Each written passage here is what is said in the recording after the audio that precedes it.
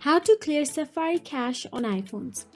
Here is how to clear Safari cache on iPhone, which is super simple and takes less than a minute. So all you have to do is open the Settings app on your mobile device.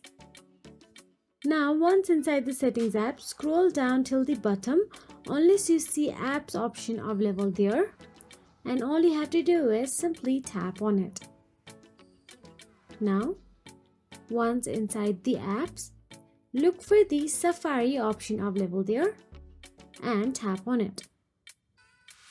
Then once you tap on the Safari, again you'll have to scroll down and there you will get to see Clear History and Website Data option available and simply tap on it. Now tap on the Clear History and Data. Then confirm it by again tapping on the Clear History option available there. And that is it. That clears browsing history, cookies and any cache files inside your Safari.